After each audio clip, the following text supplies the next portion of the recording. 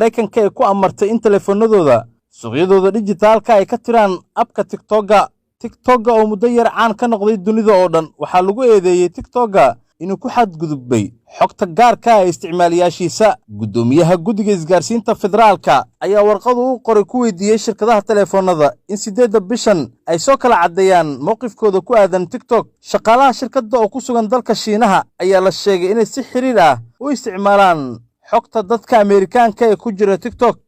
Gudoomiyaha warqad uu qoray uuna soo dhigay bartiisa Twitterka waxa uu ku yiri TikTok maaha siday u muuqato oo ah meel lagu wadaago muuqaalo, madadaalo ama shactiro ah. Waa qalab wax lagu basaaso. Waxa uu soo saaraa tiro badan oo xog xasaasi ah oo ka mid ah shakhsiyadiisa qofka isticmaala. TikTok waxa uu ururiyaa wax kasta laga bilaabo bogga waxa laga raadsado ee internetka iyo kuwa website-yada laga booqdo. Mas'uulkan wuxuu ku eedeeyay isagoo adeegsanaya cilmi baarayaal in TikTok uu adeegsado tiknoolajiyadda xasuusin karta wejiga iyo codka qofka iyo inuu xog ka ururiyo meesha qofku ku sugan yahay. Fariimaha oo ay ku jiraan qaar aan wali la dirin ay ku daraftigaraysan mobilkiisa iyo waliba sawirada ku jira isla mobilkiisa.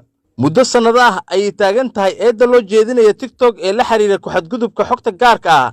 Hase yeeshee, haddii ay shirkadaha waaweyn ee warqadan loo diray ee fuliyaan codsiga, arrintan uma muuqato mid saameynaysa amaba saameynteeda ku koobnaan doonto oo keliya dadka jooga Mareykanka. Isbedelada suuqyada dijitaalka ee Apple iyo Google waxa uu saameyn karaa qof kasta oo telefoonadooda haysta meel kasta oo dunida ka joogo. Waxaa suurtagal ah in la waayo guud ahaan aaladda TikTok. Saameynta ugu horeysa waa in dadka qabatimay ay weyn doonaan isticmaalkiisa. Sidoo kale dadka caanka ka noqday oo shacbiyad badan ku kasbaday ay lumin doonaan taageerayaal badan oo ay ka sameeyeen aaladda. Arrinta intaas oo dhan ka muhiimsan ayaa ah in lacag laga helo oo meesha ka bixi doonto. Dhaqaale ahaanna lama mid aha sida bogagga kale ee bulshada ku xiriirto sida YouTube.